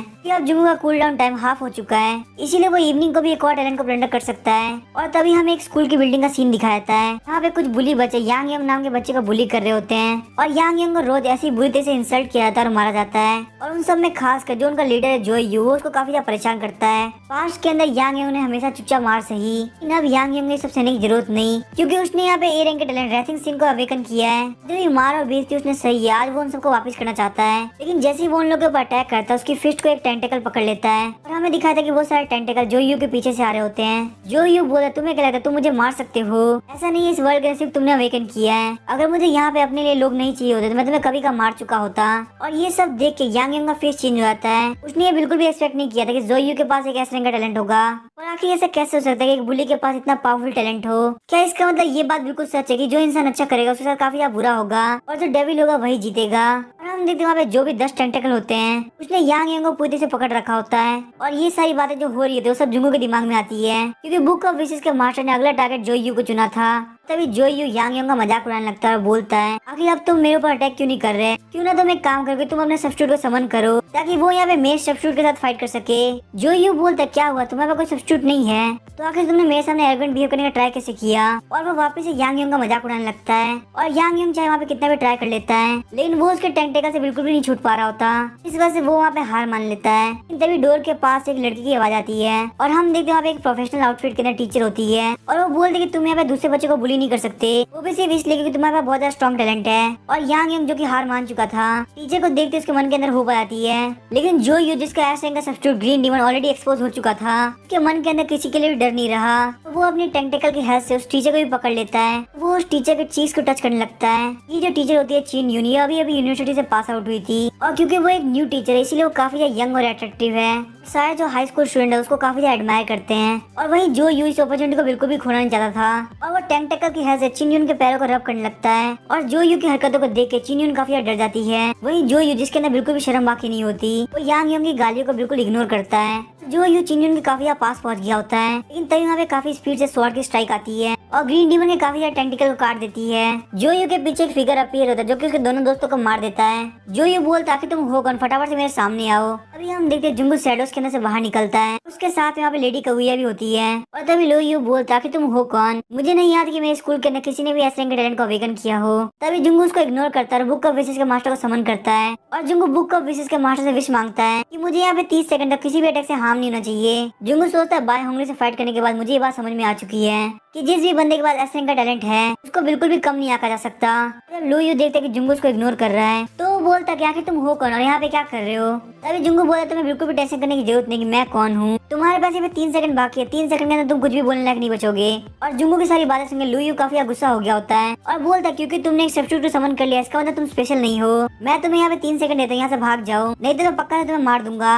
तभी जुंगू बोलता है अच्छा ये तुम्हारे लास्ट वर्ड थे, चलो कोई बात नहीं, डार्क एम्परर जाओ फटाफट जो यू को खत्म कर दो। और जो यू देख के काफी शौक होता है, बोलता है आखिर तुम्हारे पास कितने ज्यादा सब्स्टिट्यूट हैं। तभी डार्क एम्परर काफी स्पीड से लुयू की तरफ अटैक करने के लिए आगे बढ़ता है, लेकिन वहाँ पे उसके फिश को ग्रीन डीमन के टेंटेकल पकड़ लेते हैं। डार्क एम्परर वहीं पे रुक गया होता, वो अपनी बॉडी को मूव नहीं कर पा रहा होता। लुयू बोलता है तुम्हारे पास इतने सारे सब्स्टिट्यूट आखिर उसका फायदा क्या, वो सब के सब बिल्कुल यूजलेस है। तभी लुयू के सामने बहुत सारे स्वॉर्ड की स्ट्राइक आती है, ग्रीन डीमन के सारे टेंटेकल को काट देती है और हम देखते हैं करने वाले कोई और नहीं बल्कि लेडी कगुया होती है। और ये सब देख के लुयू काफी शॉक हो गया होता है और सोचता है आखिर ऐसा कैसे हो सकता है, ग्रीन डीमन इतनी इजीली कैसे हार सकता है। और लुयू काफी घबरा गया होता है और अपने एरोगेंस को भूल जाता है और बोलता है यांग योंग वो पहला इंसान है जिसने मेरे ब्रदर को बुली किया था, मैं बस यहाँ पे अपने ब्रदर को प्रोटेक्ट कर रहा हूं, मैंने कुछ गलत नहीं किया। तो यांग योंग चिल्लाते हुए बोलता है ये बंदा बिल्कुल झूठ बोल रहा है, लेकिन जुंगू को इन सारी बातों में बिल्कुल भी इंटरेस्ट नहीं होता। वो लुयू से बोलता है कि एक्टिंग करना बंद करो क्योंकि तुम्हारे पास यहाँ पे पावर थी इसलिए तुम गलत चीजें कर रहे थे और मुझे यहाँ पे बिल्कुल भी लगता है तुम्हें पुलिस में देने से कोई फायदा है, तो मुझे लगता है तुम्हारा यहाँ पे मेरे हाथों से मर जाना ठीक रहेगा। और ये देखते कि जुंगू उसको मार डालेगा। लुयू फटाफट टीचर चिन की तरफ जाने लगता है और बोलता है टीचर चिन प्लीज मुझे बचा लीजिए, मैंने यहाँ पे एक ऐसे लैंड को अवेकन किया है, मैं यहाँ पे अपनी कंट्री का काफी कुछ अच्छा कर सकता हूँ, मुझे नेशनल लेवल की यूनिवर्सिटी में एडमिशन मिलना चाहिए। लेकिन तभी लेडी कगुया लुयू के पीछे आती है, उसके ऊपर अपने स्वॉर्ड से अटैक करती है और लुयू उसके एक अटैक के साथ ही मर जाता है। जुंगू बोलता है ये तुम्हारे टीचर फिर भी तुमने इनके साथ ऐसा किया, अगर मैं तुम्हें यहाँ पे छोड़ देता हूँ तुम कल किसी और के साथ ऐसा करोगे तो तुम यहाँ पे सिर्फ और सिर्फ मरना डिजर्व करते हो। तभी जुंगू अपने प्लंडर के टैलेंट को एक्टिवेट करते हुए लुयू के टैलेंट को ले लेता है और जैसे ही जुंगू लुयू के टैलेंट को चेक करने वाला होता है तो यहाँ पे यांग योंग डिस्टर्ब कर देता है और बोलता है सर आपका थैंक यू, आपने मुझे बचा लिया। और वो बोलता है कि सर आखिर आपका नाम क्या है। जुंगू यहाँ पे अपना रियल नेम नहीं बताना चाहता था, इसीलिए वो उसको बोलता है मेरा नाम है डार्क एम्परर। और वो यहाँ पे डार्क एम्परर और लेडी कगुया के साथ चला जाता है और जुंगू को यहाँ पे बिल्कुल भी नहीं पता था कि उसने यहाँ पे एक बहुत बड़ा फैन बना लिया है। और वहाँ से निकलने के बाद जुंगू एक रेस्टोरेंट के अंदर आता है जहाँ पे उसने जो टैलेंट को प्लंडर किया था उसको चेक करने लगता है और जुंगू का जो प्लंडर टैलेंट होता है वो यहाँ पे कूल डाउन के ऊपर चला गया होता है और ये जो टैलेंट है ग्रीन डीमन उसकी पावर जुंगू को खुद से चेक करना पड़ेगा। तभी जुंगू वहाँ पे ग्रीन डीमन को समन करता है, तभी जुंगू के पीछे से 10 टेंटेकल आते हैं और जुंगू के लिए ये फीलिंग काफी रिफ्रेशिंग थी। उसको ऐसा लग रहा था कि उसके पास अब 2 नहीं बल्कि 12 हाथ है जो कि फ्रीली कहीं भी मूव कर सकते हैं और उसने यहाँ पे बिल्कुल नहीं सोचा कि इस फॉर्म का सब्स्टिट्यूट भी हो सकता है। और वो हाथों ग्रीन डीमन के एट्रीब्यूट पेन को खोलता है, वहीं पे ग्रीन डीमन के पास एक स्किल होता है जिसका नाम होता है इलास्टिक स्किन। और ग्रीन डीमन की ये जो स्किल्स है वो सॉलिड वेपन, स्पेल्स और इस तरह के अटैक से 50% का डैमेज रिडक्शन देती है, लेकिन वही शार्प वेपन से डैमेज 20% इंक्रीज हो जाता है। तभी जुंगू को समझ में आता है कि आखिर डार्क एम्परर का अटैक उसके ऊपर काम क्यों नहीं किए। और वहीं लेडी कगुया ने इसको कुछ स्ट्राइक के अंदर खत्म कर दिया। हालांकि ग्रीन डीमन का अटैक पावर उतना ज्यादा हाई नहीं है और ये एक टाइम में बहुत सारे अटैक कर सकता है और वहीं ये स्पेल्स के खिलाफ डिफेंस के अंदर काफी ज्यादा काम आएगा। और ये एक डिसेंट सा सब्स्टिट्यूट है जो कि मेरे काफी ज्यादा काम आ सकता है। और अपनी सारी प्रॉब्लम को सॉल्व करने के बाद जुंगू रिलैक्स करने की सोचता है और तभी जुंगू अपने सारे सब्स्टिट्यूट को समन करता है और बोलता है मैं तुम सभी को फ्राइड चिकन की ट्रीट दूंगा। और ये जो रेस्टोरेंट है वो चिकन बर्गर्स के लिए काफी ज्यादा फेमस होता है। ऑर्डर करने के बाद वो अपने फोन को साइड में रख देता है और क्योंकि जुंगू की स्पेशल क्रिस्टल के अंदर काफी जगह होती है इसीलिए उसने यहाँ पे एक्स्ट्रा ऑर्डर दिया होता है। तभी एक वेट्रेस वहाँ पे आती है जो कि काफी परेशान होती है और वो बोलते हैं सर क्या आपने यहाँ पे 300 chicken roll, 300 spicy burger, 200 tender beef, 100 सी फिश बर्गर और वही 400 कॉलर्स का ऑर्डर दिया है। तभी जुंगू बोलता है हाँ ये बिल्कुल सच है, मैंने ही ऑर्डर दिया है। जुंगू बोलता है मैं जानता हूँ स्टोर के अंदर इतना स्टॉक नहीं होगा, तो तुम्हारे पास जितना है तुम उतना लेके आ सकती हो। जुंगू बोलता है अगले 6 महीने के अंदर खाना काफी कम हो जाएगा, तो अभी से अपने स्पेटियल क्रिस्टल के अंदर खाना जमा करना काफी अच्छा रहेगा। स्पेटियल क्रिस्टल होता है वो खाने को बिल्कुल वैसा ही रखता है जैसा उसको स्टोर करते वक्त रखा गया था। तभी लेडी कगुया जुंगू को बोलते कि मास्टर बाहर की तरफ देखिए, वहाँ पे जो फॉग है वो काफी ठीक होती जा रही है। तभी जुंगू उस फॉग को देख के सोचता है ये फॉग मैंने ऑलरेडी देख रखी है। और जुंगू फटाफट से गवर्नमेंट के अनाउंसमेंट को चेक करने लगता है और उस अनाउंसमेंट को पढ़ने के बाद उसे पता चलता है कि छोटी तबाही की शुरुआत हो चुकी है। यहाँ पे इंटर डायमेंशनल बग ने अटैक किया है लेकिन मुझे ये बात बिल्कुल भी समझ में नहीं आ रही, आखिर अटैक इतनी जल्दी क्यों हो रहा है। मेरी प्रीवियस लाइफ के अंदर ये सब 7 दिन बाद हुआ था। तभी उस रेस्टोरेंट का गेट खुलता है और वहाँ पे एक लड़की दौड़ते हुए आती है। उसके हाथ में एक बच्चा होता है और वो बोलती है प्लीज मेरे बच्चे को बचा लो।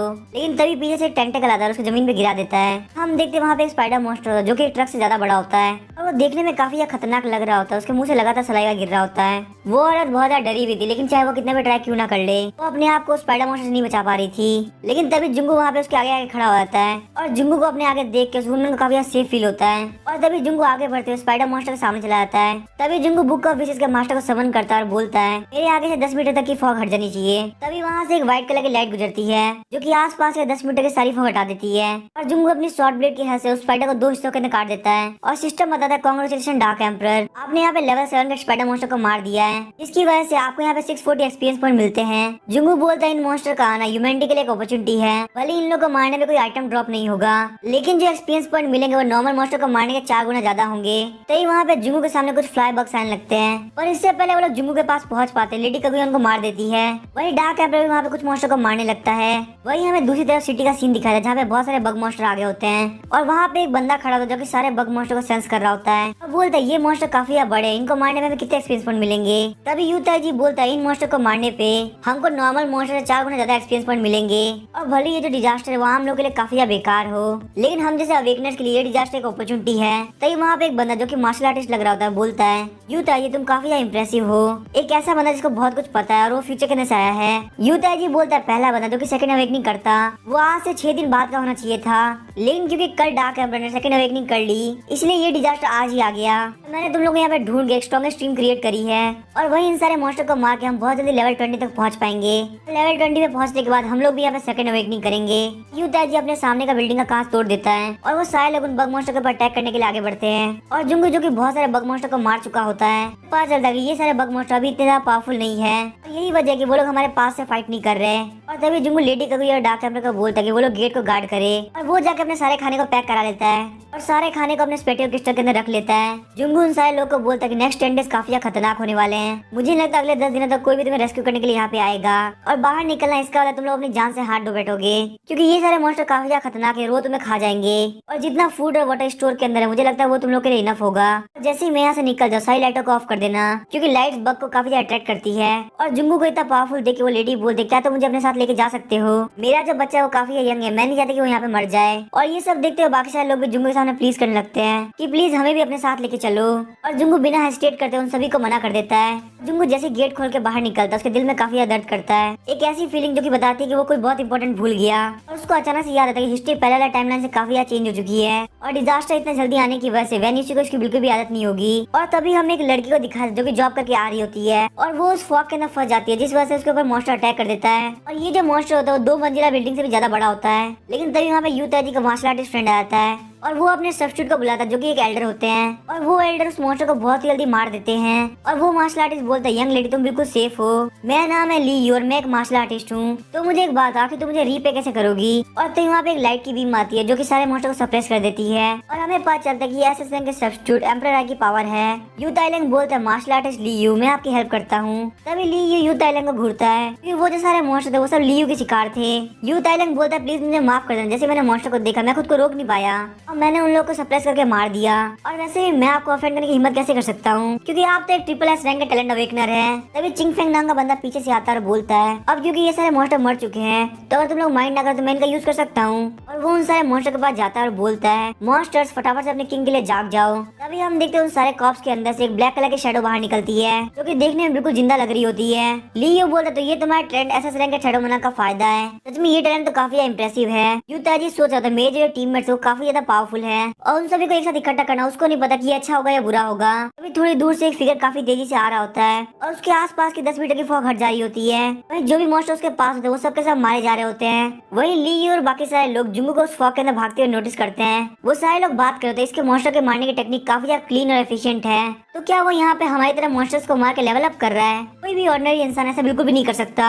इसका मतलब इस बंदे ने बहुत ही अच्छा टैलेंट को अवेकन किया है और उसको देख के लग रहा है कि वो अपने आप को सर्वाइव करने के लिए भाग रहा है। और वहीं जुंगू जुंगू के पास अपने आसपास देखने का भी टाइम नहीं था। वो बहुत ही स्पीड से वेन्यूसी की विला की तरफ भाग रहा होता है। बहुत ही स्पीड से वेन्यूसी के घर के पास पहुंच जाता है। उसके डोर पे नॉक करने लगता है क्योंकि वो बस यहाँ पे चेक करना चाहता है कि वेन्यूसी की फैमिली सेफ है या नहीं, और अगर वो लोग यहाँ पे सेफ है तो वो शांति से रह सकता है। तभी उसको डोर के अंदर से फुटस्टेप की आवाज आती है और तभी अंदर से एक लेडी बोलती है, क्या वेन्यूसी तुम वापस आ चुकी हो? ये आवाज जुंगू को काफी ज्यादा फैमिलियर फील होती है और हम देखते वहाँ पे जो लेडी डोर खोलती है वो एक मिडिल एज की वुमेन होती है। वो होती है वेन्यूसी की मदर, जो की काफी ज्यादा परेशान होती है। और वहीं जुंगू को अपने डोर पे देख के वो काफी ज्यादा सरप्राइज होती है और वैन फैमिली को इतने टाइम बाद देख के जुंगू काफी ज्यादा रिलीफ फील कर रहा होता है। और जुंगू बोलता है, आंटी ली क्या वेन्यूसी घर पे है? तभी आंटी ली बोलती है, वेन्यूसी अभी तक अपने जॉब से लौटी नहीं है और मुझे बिल्कुल भी नहीं पता कि उसके साथ क्या हुआ है। यहाँ तक कि फोन के अंदर भी कोई सिग्नल नहीं आ रहा कि मैं उसको कॉल कर सकूं और बाहर जाकर ढूंढना ही पॉसिबल नहीं है। बाहर काफी ज्यादा फॉग है। बाकी हम लोग यहाँ पे क्या करें, हमें कुछ भी समझ में नहीं, हम लोग काफी ज्यादा परेशान है। जुंगू ये सब सुन के काफी ज्यादा परेशान होता है, सोच रहा होता है वेन्यूसी पक्का बहुत बड़े खतरे में होगी। और वो आंटी ली को बोलता है, आंटी ली आपको बिल्कुल पैनिक करने की जरूरत नहीं, मैं वेन्यूसी को ढूंढने के लिए जा रहा हूँ, प्लीज आप मुझे प्रॉमिस कीजिए भले बाहर से कोई भी आवाज है या फिर कुछ भी हो, अपने डोर को या विंडो को बिल्कुल भी नहीं खोलेंगी। और ये बोलते हुए वापस से फॉग के अंदर चला आता है। जुंगू बस ये सोचा था कि इस टाइमिंग के अंदर इसने अभी तक कोई भी अवेकनिंग ना करी और उसके पास बिल्कुल भी पावर ना हो, उसके सर्वाइवल के चांसेस मॉन्स्टर के खिलाफ काफी ज्यादा कम है। तो वेन्यूसी प्लीज तुम सेफ रहना, मैं तुम्हारे पास पहुंच ही रहा हूँ। वो आगे बढ़ ही रहा था तभी जुंगू को डार्क एम्परर बोलता है, मास्टर ये देखिए यहाँ पे कोई है। जुंगू देखता है वहाँ पे एक फीमेल की लाश पड़ी होती है। जुंगू सोचता है ये डिजास्टर बहुत ज्यादा खतरनाक होता जा रहा है, मुझे जल्द से जल्द वेन्यूसी को ढूंढना होगा। और वो हाथों हाथ बुक ऑफ विशेस के मास्टर को समन करता है। वो बोलता है, बुक ऑफ विशेस के मास्टर मुझे फटाफट से वेन्यूसी की लोकेशन बताओ। बुक ऑफ विशेस का मास्टर अपनी बुक को एक्टिवेट करते हुए वेन्यूसी की लोकेशन को चेक करने लगता है और थोड़े टाइम बाद जुंगू को अपने माइंड के अंदर वेन्यूसी की लोकेशन मिल जाती है। और वेन्यूसी जुंगू से लगभग 3 मिनट की दूरी पे थी और वो जो जगह थी वो एक कन्वीनियंस स्टोर थी जो कि 24 आवर खुली रहती है। इसके आसपास बहुत सारे फ्लाइंग बग मॉन्स्टर थे।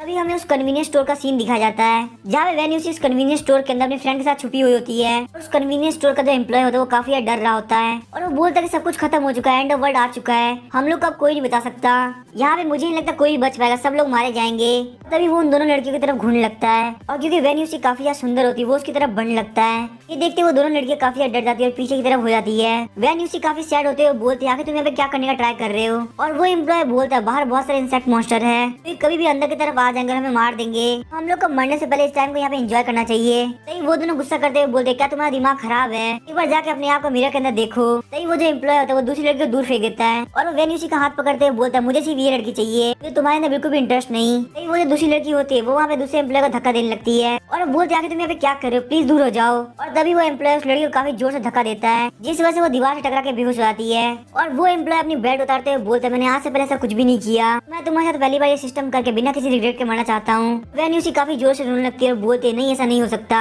और वो एम्प्लॉय वेन्यूसी को स्ट्रगल करते हुए देख उसको थप्पड़ मार देता है, अचानक से उसके ऊपर आ जाता है और वेन्यूसी उसके थप्पड़ मारने की वजह से काफी डर गई होती है और कुछ भी रिएक्ट नहीं कर पाती। तभी वहाँ बहुत जोर से कन्वीनियंस स्टोर का ग्लास टूटता है और उस कन्वीनियंस स्टोर के ग्लास के टूटने की आवाज को सुनते हुए वो एम्प्लॉय पीछे की तरफ देखने लगता है। उसको लगता है शायद से इंसेक्ट अंदर की तरफ आ चुके हैं, लेकिन तभी उस एम्प्लॉय को काफी बड़ा पंच पड़ता है और पीछे की तरफ जाता है। तभी वेन्यूसी के पीछे जुंगू आता है, वो उसको पकड़ लेता है और जुंगू को टच करते वेन्यूसी को पता चल जाता है कि वो जुंगू है। वो बोलती है, जुंगू क्या तुम यहाँ पे आ चुके हो? तभी जुंगू वेन्यूसी को बोलता है, प्लीज मुझे माफ कर दो, मैं यहाँ पे आने में काफी लेट हो गया। और जब वो एम्प्लॉय देखता है कि ये कोई इंसेक्ट नहीं बल्कि एक बंदा है तो वो काफी ज्यादा गुस्सा होता है, जुंगू गाली देने लगता है और तभी जुंगू उसको काफी गुस्से से देखता है और हम देखते हैं वहाँ पे डार्क एम्परर आता है, उस एम्प्लॉय के गले को पकड़ लेता है और तभी जुंगू उस एम्प्लॉय से पूछता है, मुझे बता कि तुम वेन्यूसी के साथ क्या कर रहे थे? और वो एम्प्लॉय अभी भी जुंगू के ऊपर चिल्ला रहा होता है और जितना ज्यादा वो चिल्ला रहा होता है उतना ज्यादा डार्क एम्परर की ग्रिप और ज्यादा टाइट हो रही होती है।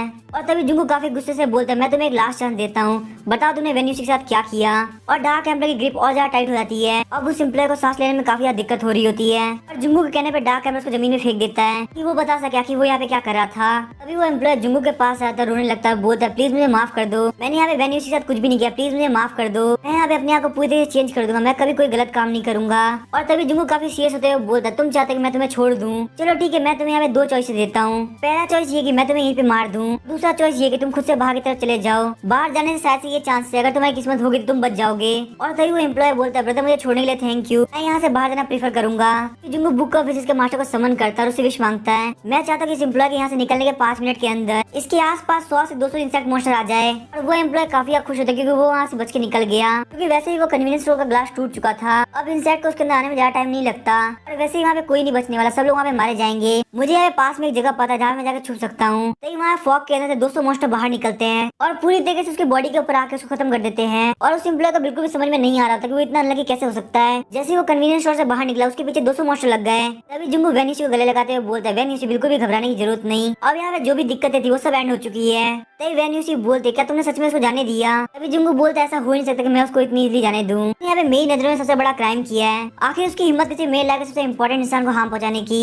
मैं चाहता कि वो बहुत सारे मॉन्स्टर के हाथों से मारा जाए, सिर्फ तभी जो उसने पाप किया वो सबको रीपे कर पाएगा। तभी वेन्यूसी काफी शर्माने लगती है, कुछ बोलने वाली होती है। तभी वहाँ पे लेडी कगुया आती है और बोलती है आज तक के यही वेन्यूसी है जो कि फ्यूचर के अंदर आपकी गर्लफ्रेंड बनेगी। तभी जुंगू काफी शर्माने लगता है और बोलता है लेडी कगुया आखिर तुम क्या बोल रही हो? तभी वेन्यूसी काफी शर्माने लगती है और अपना मुंह घुमा लेती है और जुंगू की बातें लेडी कगुया को बिल्कुल भी समझ में नहीं आती। वो बोलती है मास्टर आखिर आप क्या बोल रहे हैं? आपने पहले मुझे बोला था ना कि आप उसे बहुत ज्यादा पसंद करते हैं, तो वो आपके लिए बहुत ज्यादा इंपॉर्टेंट है। इस टाइम पे जुंगू बहुत ज्यादा एम्बेस्ड और एक्साइटेड होता है। वो लेडी कगुया की बातों को बिल्कुल भी डिनाई नहीं करता, वो बस वहाँ पे अपने आप को कंफ्यूज दिखा देता है। और जब वो देखता है कि वेन्यूसी उसको देख रही है वो बिल्कुल भी कुछ नहीं बोल पाता। और वेन्यूसी की फ्रेंड जो कि बेहोश हुई थी वो भी वहाँ पे उठ जाती है। तो वेन्यूसी अपने दोस्त के पास जाती है और बोलती क्या तुम ठीक हो, तुम्हें कोई इंजरी तो नहीं हुई? जब वेन्यूसी की फ्रेंड जुंगू को देखती तो काफी घबरा जाती है क्योंकि उसे लग रहा था कि यहाँ पे एक और स्ट्रेंजर आ चुका है, क्योंकि उन लोगों के लिए यहाँ पे बहुत बड़ा खतरा है। तभी वेन्यूसी बोले तुम्हें बिल्कुल भी डरने की जरूरत नहीं, ये मेरा बहुत अच्छा फ्रेंड है जिसका नाम है जुंगू और यही वो इंसान है जिसने हमें सेव किया है। वेन्यूसी ये बोलते हुए काफी शर्मा रही होती है। तो वेन्यूसी की फ्रेंड सोचती है वेन्यूसी ने मुझे कभी नहीं बताया कि उसका इतना हैंडसम दोस्त है। तभी जुंगू जब देखता है कि वो दोनों यहाँ पे सेफ है वो उन दोनों को बोलता है फटाफट से यहाँ से निकल जाओ क्योंकि इस जगह पे बहुत जल्दी इंसेक्ट मॉन्स्टर आ जाएंगे। और 30 मिनट बाद देखते हैं जुंगू वेन्यूसी को उसके घर पे छोड़ देता है और जैसे ही आंटी ली गेट खोलती है वो काफी ज्यादा खुश हो जाती है। वेन्यूसी और उसकी मदद दोनों एक दूसरे को गले लगा के रोने लगती है। तभी वो सारे लोग अंदर जाके बैठते हैं। आंटी ली जुंगू के लिए चाय लाती है। जब वेन्यूसी नोटिस करती है कि उसके फादर घर पे नहीं है वो बोलती है मॉम आखिर डैड कहाँ पे गए हैं? और तभी आंटी ली बोलते तुम्हारे डैड एक पब्लिक सर्वेंट है इसीलिए आज भी उनके ऑफिस के अंदर ड्यूटी है, मैं बस ये सोचती कि वो यहाँ पे सेफ रहे। और ये बात सोचते हुए जुंगू सोचने लगता है वेन्यूसी के जो फादर है वो एक सर्विस सेंटर के अंदर काम करते हैं जहाँ के डोर हमेशा ओपन रहता है और इंसेक्ट के लिए घुसना काफी आसान है। उन लोगों को यहाँ पे बिल्कुल भी नहीं पता कि इंसेक्ट का नेचर क्या होता है। उन लोगों ने वहाँ पे बिल्डिंग लाइट को चालू कर रखा होगा जो कि इंसेक्ट के लिए उनका इन्विटेशन है। तभी जुंगू वहाँ पे खड़ा होता है और बोलता है आंटी ली मुझे जल्द से जल्द अंकल वैन के ऑफिस के अंदर जाना होगा। तभी वेन्यूसी बोलते नहीं जुंगू तुम यहाँ से नहीं जाओगे, बाहर काफी ज्यादा खतरा है, हर जगह इंसेक्ट मॉन्स्टर है। तभी जुंगू वेन्यूसी की तरफ देखता है और बोलता है वेन्यूसी बिल्कुल भी टेंशन करने की जरूरत नहीं, मैं अंकल को बिल्कुल सेफली ले आऊंगा। और 30 मिनट के बाद जुंगू हैंग सिटी के सर्विस सेंटर पे पहुंच जाता है और उस सर्विस सेंटर के अंदर से लोगों के चिल्लाने और रोने की आवाज क्लियरली सुनाई दे रही थी। जुंगू सोच रहा था लगता है मैं काफी ज्यादा लेट हो गया, इंसेक्ट ने ऑलरेडी इन लोगों पर अटैक कर दिया है। लेकिन तभी तरह से वो काफी ज्यादा शॉक हो जाता है कि उसको अपने पीछे से बहुत ज्यादा ऑपरेसिव ऑरा फील हो रहा होता है। जुंगू सोचता है इस डिजास्टर के अंदर कोई भी मॉन्स्टर लेवल 20 से ऊपर का नहीं होना चाहिए। और तभी जुंगू देखते है कि उस बिल्डिंग का एक कॉर्नर टूटता है, वहाँ पे एक शैडो टाइप का मॉन्स्टर बाहर निकलता है। जुंगू उसको देख के काफी ज्यादा शॉक होता है और सोच रहा होता है ये तो एक वर्म होल गार्डियन है। और जुंगू बताता है कि इस डिजास्टर के अंदर जो भी मॉन्स्टर आ रहे हैं सभी के सभी एक वर्म होल से आ रहे हैं और जो मॉन्स्टर वर्म होल के आसपास रहते हैं उन्हें वर्म होल गार्डियन कहते हैं। और वर्म होल गार्डियन काफी ज्यादा पावरफुल होते हैं, अगर आप वर्म होल गार्डियन को मार देते हो तो उस एरिया का डिजास्टर अपने आप खत्म हो जाता है। और इससे पहले कि वर्ल्ड केओस के अंदर एंटर करे जो हाई अथॉरिटीज थे उन लोगों ने एक इन्फॉर्मेशन रिलीज किया जो भी यहाँ पे वर्म होल गार्डियन की इन्फॉर्मेशन देगा या फिर उसको मारने में हेल्प करेगा तो उसको यहाँ पे काफी अच्छे रिवॉर्ड मिलेंगे। और जुंगू जब वर्म होल गार्डियन को देखता है तो कम से कम लेवल 30 के आसपास होता है। लेकिन अभी जुंगू की प्रायोरिटी सिर्फ और सिर्फ अंकल वैन को बचाना होता है। और तभी हमें ऑफिस के अंदर का सीन दिखाया जाता है, वो बंदे के पीछे वाले मॉन्स्टर लगा हुआ होता है। वो लोग भागते हुए रूम के अंदर घुस जाते हैं और उसके दरवाजे के आगे बहुत सारी चीजें लगा देते हैं ताकि वो मॉन्स्टर अंदर एंटर ना कर पाए। और उन सारे मॉन्स्टर के अटैक की वजह से उन डोर के ऊपर डेंट पड़ने लगता है। ये देख के अंदर बैठे दोनों लोग काफी डरने लगते हैं। अपनी पूरी लाइफ के अंदर उन लोगों ने इससे डरावनी चीज कोई नहीं देखी थी। तभी उन लोगों के पीछे की विंडो टूट जाती है, ये देख के वो दोनों ही काफी डर जाते हैं। और थोड़ी देर तक वो लोग वहाँ पे होते हैं, वहाँ पे कोई भी मॉन्स्टर नहीं आता। और तभी बाहर से जुंगू की वॉइस आती है। जुंगू बोलता है अंकल वैन क्या आप अंदर हैं? तभी उनमें से एक अंकल वैन होता है जो कि जुंगू की वॉइस को पहचान गया होता है। और जब वो लोग गेट खोल के बाहर आते हैं तो वो लोग देखते हैं कि जुंगू के हाथ में उसकी शॉर्ट ब्लेड होती है और उसने वहाँ पे सारे मॉन्स्टर को मार दिया होता है। और तभी जुंगू वहाँ पे अंकल वैन को ग्रीट करता है। और तभी हमें हांग सिटी का मार्शल आर्ट स्क्वायर का सीन दिखाया जाता है। वहाँ पे यू ताइजी काफी ज्यादा गुस्से में होता है और बोलता है सेक्रेट फॉरेस्ट वो सीक्रेट रियलम है जिसके अंदर हमें काफी अच्छे गॉड गिवन क्रिस्टल मिलेंगे जिसकी हेल्प से हमें कभी भी एनर्जी की कमी नहीं होगी। लेकिन इस रियलम को भी डार्क एमरल्ड ने ऑलरेडी क्लियर कर लिया है। ऑलरेडी बहुत सारे डंजन को यू ताइजी ने क्लियर कर ही लिया था और सिर्फ ये डंजन जिसके बारे में यू ताइजी ने पहले से सोच रखा था, लेकिन डार्क एमरल्ड ने ये मौका भी उसे छीन लिया। और जैसे वो लोग सीक्रेट रियलम के सामने होते हैं उन लोगों के सामने एक सिस्टम ओपन होता है। उनको बताया था कि प्लेयर डार्क है, मैंने ऑलरेडी इसको क्लियर कर लिया है और उसको इस रीलम को क्लियर करने में 1 घंटा और 52 मिनट लगे और इस सीक्रेट रीलम के रिफ्रेश होने में भी 18 घंटे बाकी है। तभी जिन फैन बोलता है कि उसने इतनी देर तक फाइट करी, आखिर डार्क एम्पर के सब्स्टिट्यूट ने इतनी देर तक एनर्जी मेंटेन कैसे करी। यूताजी एक्सप्लेन करते हुए बताता है इस रीलम के अंदर इतनी कोई बड़ी दिक्कत नहीं है, आपको सिर्फ यहाँ पे एनपीसी की हेल्प करनी है और आप इस सीक्रेट रीलम को बहुत जल्दी क्लियर कर लेंगे। लेकिन मुझे ऐसा बिल्कुल भी नहीं लगता कोई हमसे पहले यहाँ पे पहुंच पाएगा और इतनी इजिली आके यहाँ पे इसको क्लियर कर लेगा। तभी लियू बोलता लगता है जो डार्क एम्पर है वो तुम्हारी तरह एक टाइम ट्रेवलर है। तभी यूताजी भी समझता है कि ये होना पॉसिबल है, लेकिन उसी बात बिल्कुल भी समझ में नहीं आ रही होती कि आखिर डार्क एम्पर ने उसकी पावर चुराई कैसे, ताकि वो टाइम में ट्रेवल करके पीछे कैसे आ गया। युद्धाजी बोल रहा है क्योंकि हम सारे लोग एसएस क्लास और ट्रिपल एस क्लास के अवेकनर्स हैं, इसीलिए हम लोग को एनर्जी की जरूरत बहुत ज्यादा पड़ती है। मैं यहाँ पे बहुत सारे रीलम को जानता हूँ जिसके अंदर हमें एनर्जी मिल सकती है। मैं इस बात को रिफ्यूज करता कि उसने सारे रीलम को क्लियर कर लिया होगा। और रही बात डार्क एम्पर, मैं तुम्हें बहुत जल्दी ढूंढ लूंगा, तुम मेरे हाथ से बिल्कुल भी नहीं बचने वाले। और तभी हमें वेन्यूसी के घर को दिखाया जाता है। जुंगू अंकल वैन को बचाकर उनके घर पे लेके आ गया होता है, लेकिन अंकल वैन अभी भी काफी शौक होते और सोच रहे होते हैं ताकि यहाँ पे क्या क्या हो गया उन्होंने कभी इमेजिन भी नहीं किया था। और अंकल वैन अभी भी जुंगू के बारे में सोच रहे होते हैं कि वो कितने इजीली सारे मॉन्स्टर को मार पा रहा था। इसमें ये वही लड़का है जिसको हमने बचपन से सपोर्ट किया है। और जुंगू को समझ में आ रहा था कि अंकल वैन काफी कंफ्यूज है। तभी जुंगू बोलता है अंकल वैन मैंने एक ऐसे के टैलेंट को अवेकन किया है जिसकी हेल्प से मैं उन सारे मॉन्स्टर को मार पा रहा हूँ। ये बात सुन के अंकल वैन काफी शौक होते हैं, बोलते हैं क्या इसका मतलब एस रैंक का टैलेंट इतना पावरफुल होता है। अंकल वैन बोलते वैसे मैंने भी एक टैलेंट को अवेकन किया है जो की एक डी रैंक का टैलेंट है जिसका नाम है स्ट्रेंथ, जो की मेरी रिकवरी को काफी तेज रखता है। मैं एक 5 फ्लोर की बिल्डिंग को बिना सांस लिए चढ़ जाता हूँ। आंटी ली भी बोलती कि मैंने भी एक सी रैंक के टैलेंट को अवेकन किया है जिसका नाम है विजडम और ये मेरी मेमोरी को काफी तेज रखता है, मैं कोई भी चीज नहीं भूलती। तभी वैन उसी जुंगू के कंधे पे हाथ रखती है और बोलती है मैंने इन दोनों से अच्छे टैलेंट को अवेकन किया है। मैंने यहाँ पे एक ए रैंक के टैलेंट को अवेकन किया जिसका नाम है हेवनली वॉइस। इसकी हेल्प से मैं बहुत ज्यादा प्यारा गाना गा सकती हूँ और साथ ही मैं सारे लोगों का स्टेमिना को भी रिकवर कर सकती हूँ और ऐसे ही बहुत सारे बेनिफिशियल इफेक्ट मेरे टैलेंट के साथ जुड़े हुए हैं। तभी सारे लोग जुंगू से पूछता कि तुमने किस तरह टैलेंट को अवेकन किया है। तभी जुंगू एकदम से चुप हो जाता है, सोचता है एकदम से सारे लोग अपने टैलेंट के बारे में बताना ये करंट एनवायरनमेंट के हिसाब से बिल्कुल भी ठीक नहीं रहेगा। लेकिन वो यहाँ पे उन लोगों की क्यूरियोसिटी को समझ रहा था और वो बोलता कि मैंने यहाँ पे ऐसे के टैलेंट को अवेकन किया जिसका नाम है हेवनली जस्टिस। ये एक ऐसा टैलेंट है जो कि बहुत ही पावरफुल ऑफेंसिव कैपेबिलिटी देता है। तभी वेन्यूसी बोलते जुंगू तुम काफी अमेजिंग हो, मुझे यहाँ पे डंजन के अंदर जाने में काफी डर लगता है, तो जब भी तुम डंजन के अंदर जाओ प्लीज मुझे अपने साथ ले आना। तभी अंकल वैन बोलते हर एक जनरेशन अपने टैलेंट के हिसाब से आगे बढ़ेगी। जुंगू फ्यूचर के अंदर तुम्हारा सोशल स्टेटस काफी हाई होने वाला है, तो तुम इस अपॉर्चुनिटी को बिल्कुल भी अपने हाथ से जाने मत देना। तभी जुंगू अपने फ्यूचर के फादर इन लॉ से बोलता है कि अंकल वैन आप बिल्कुल भी टेंशन मत लीजिए, मैं बिल्कुल ऐसा ही करूंगा। अंकल वैन खड़े होते हुए बोलते कि जुंगू तुमने काफी ज्यादा मेहनत करी और आज यहाँ पे काफी ज्यादा लेट भी हो चुका है, हमारे घर के अंदर गेस्ट में तुम वहाँ पे जाकर आराम कर सकते हो।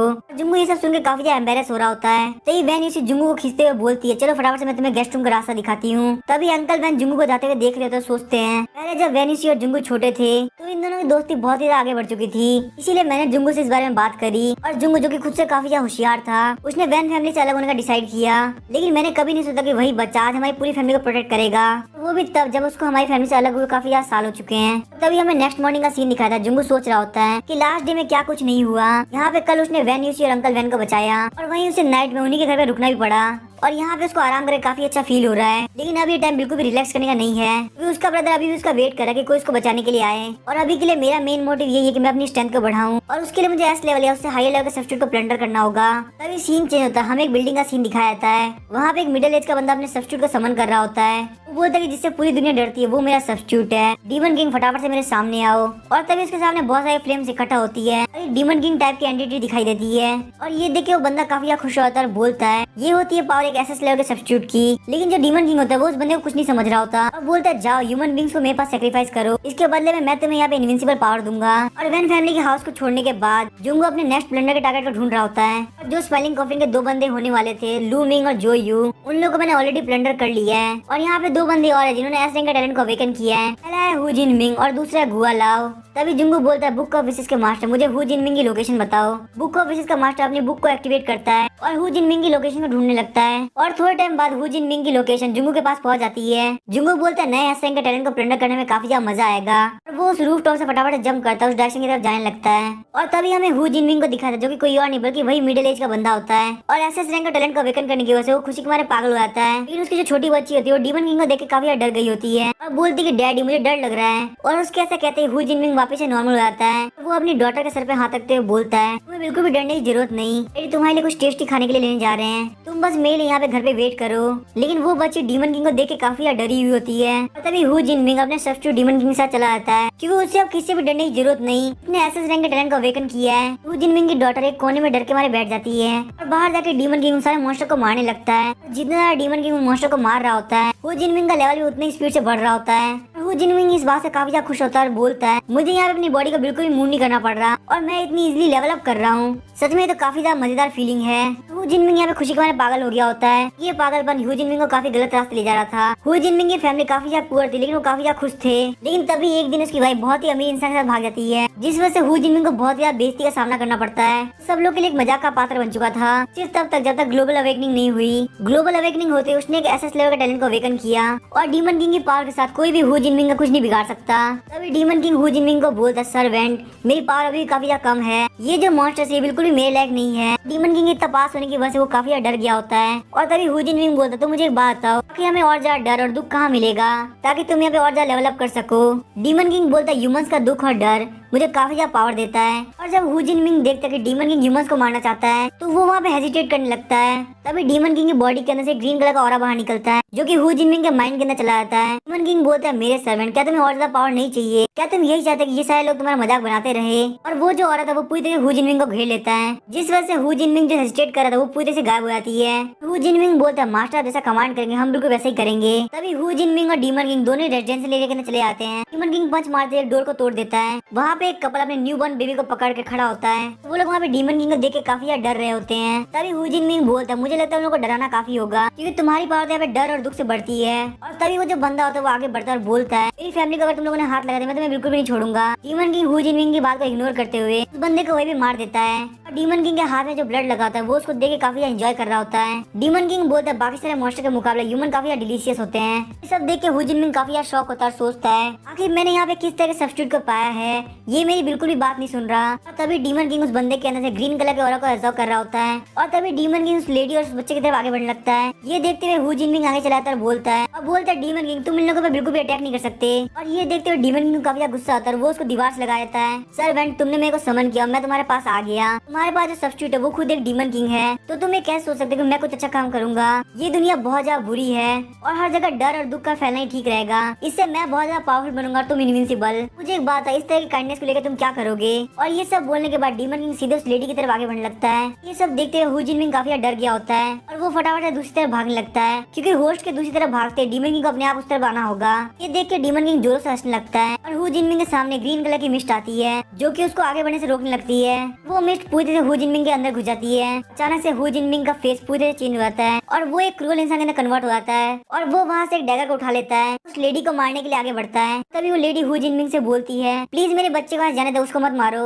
और तभी हु जिनमिंग बिना किसी हेजिटेशन के उस लेडी को वहीं पे मार देता है। वो पूरा कमरा खून से भर जाता है और तभी वहाँ से फॉग हटने लगती है। जुंगू वहाँ पे पहुंच जाता है। जुंगू देखता है वहाँ पे एक बंदा जिसके वो पूरी तरह से ब्लड लगा हुआ है। हु जिनमिंग ने उस लेडी को इतनी बार मारा होता है कि वो हाथों हाथ ही मर गई होती है। ये देखते हुए जुंगू पूरे गुस्से से भर जाता है और डार्क एम्बर को समन करता है और बोलता है, डार्क एम्बर फटाफट से इस बंदे को मार दो। तभी हु जिनमिंग के पीछे एक फिगर अपीयर होता है, जो कि होता है डीमन किंग। और उस डीमन किंग ने डार्क एम्बर के पंच को सिर्फ एक ही हाथ से रोक दिया होता है। और डीमन किंग जुंगू को देखता है और सोचता है, ये बंदे की सोल बहुत ज्यादा पावरफुल है, ये बंदा बहुत ज्यादा दुख और डर के न चला जाए तो इसको एब्जॉर्ब करने में काफी ज्यादा मजा आएगा।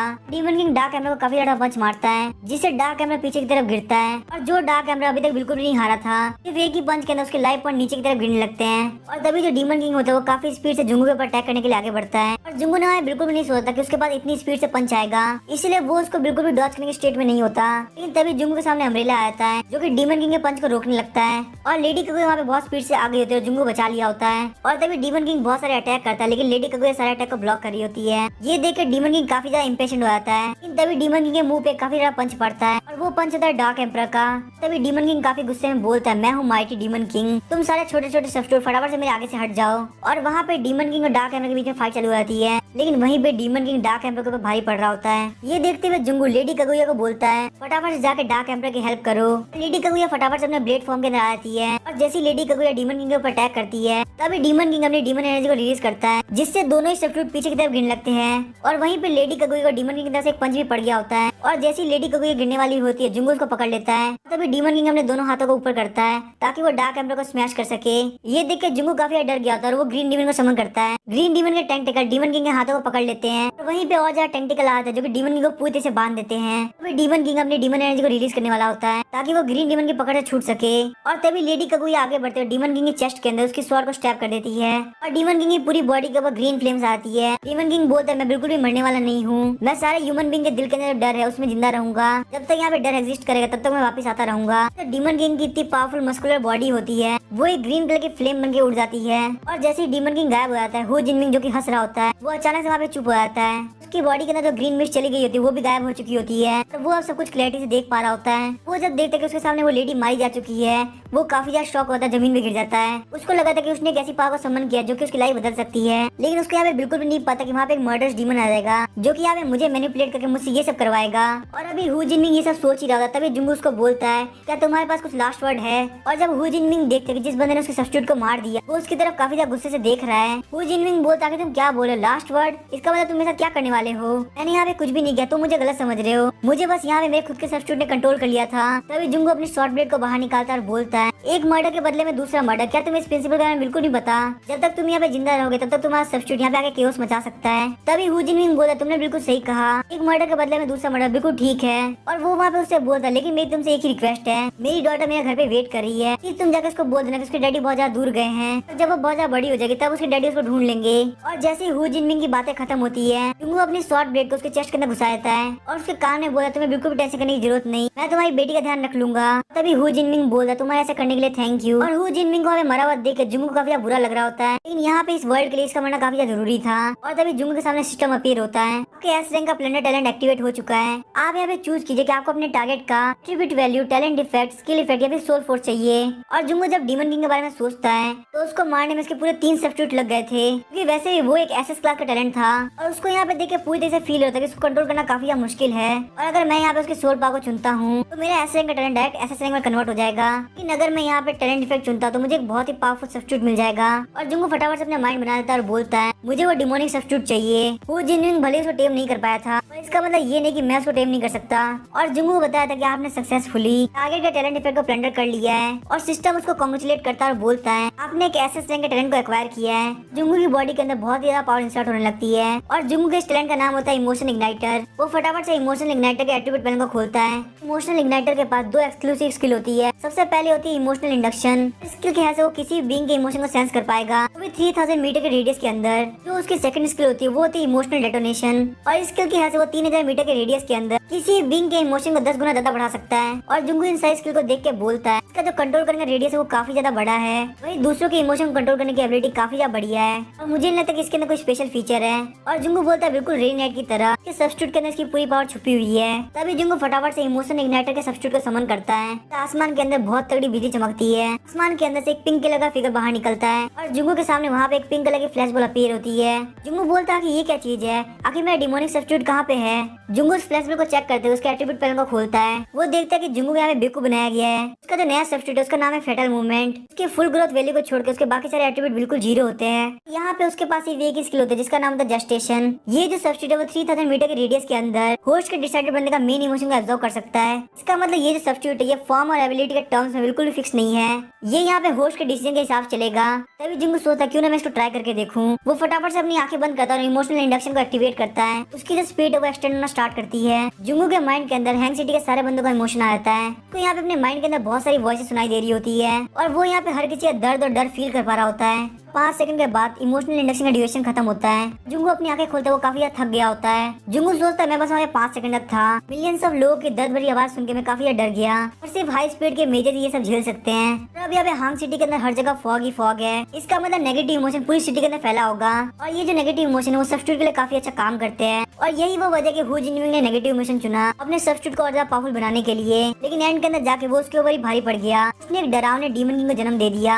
हालांकि डीमन किंग बहुत ज्यादा पावरफुल है लेकिन वो एक भरोसेमंद सब्स्टिट्यूट नहीं है, क्योंकि ये सब्स्टिट्यूट बॉर्न होने वाला है तो मैं इसकी जस्टिशन को चेंज कर सकता हूँ। मुझे लगता है अगर मैं अपने इमोशन को चेंज करता हूँ तो यहाँ पे कुछ बेटर चॉइस निकल के आएगी। और ये सब समझते हुए जुंगू वापस उस एग को रख देता है और हाथों हाथ बुक ऑफ विशेस के मास्टर को समन करता है और बोलता है मुझे बता कि हु जिनमिंग की डॉटर की लोकेशन क्या है। और तभी हु जिनमिंग की जो डॉटर होती है वो एक टेडी बेयर को पकड़ के बैठी होती है और बोलती है डैड आखिर आप कब आएंगे। तभी वहाँ पे डोर के ऊपर नॉक होता है। जुंगू डोर के बाहर से बोलता है चिनुआ क्या तुम घर पे हो, मैं तुम्हारे डैड हु जिनमिंग का फ्रेंड बोल रहा हूँ। और जुंगू की वॉइस सुनकर चिनुआ गेट खोलती है और उसके बाद थोड़ी देर बाद जुंगू और सिनुआ दोनों बैठ के खाना खाते हैं। तब सिनुआ काफी खुश होती है। सिनुआ बोलती है आखिर मेरे फादर कहाँ गए। जुंगू बोले तुम्हारे डैड हांग सिटी को प्रोटेक्ट कर रहे हैं और वो अभी के लिए तुम्हारे पास नहीं आ सकते।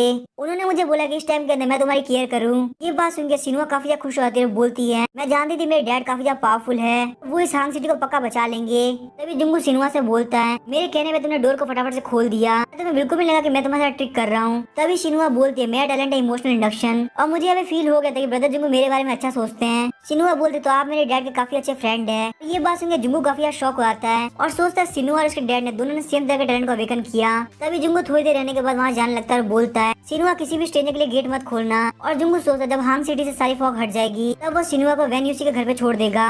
और वैसे भी वैन यूसी की मदर अपने काम से रिटायर हो चुकी है तो उनको एक बच्चे को अडॉप्ट करने में कोई दिक्कत नहीं होगी। और हु जिनमिंग जैसे लोग जो कि अपने स्ट्रक्चर को कंट्रोल नहीं कर सकते, इनका अंत उधर ही है और मुझे इसके बारे में इतना सोचने की जरूरत नहीं। जुंगू बोलता सिर्फ आप स्ट्रॉन्ग बनकर किसी को प्रोटेक्ट कर सकते हैं और मैं यहाँ पे अपनी डेस्टिनी का मास्टर खुद बनूंगा, चाहे कुछ भी हो जाए। मैं यहाँ पे बिल्कुल भी गिव अप नहीं करने वाला। और अब जुंगू जो कि हु जिनमिंग को मारने के बाद काफी हेजिटेट कर रहा होता है कि पूरी हेजिटेशन डिटर्मिनेशन में चेंज हो जाती है। जुंगू बोलता है ना तो मैं यहाँ पे किसी की जस्टिस के लिए पनिशमेंट दूंगा और ना ही मैं कोई डिक्टेटर बनना चाहता हूँ जो कि अपने रूल्स बना के लोगों को कंट्रोल करे। मैं बस जुंगू जो कि अपने लोगों को प्रोटेक्ट करना चाहता हूँ। अब इसके क्या होगा हम नेक्स्ट एपिसोड के अंदर जानेंगे।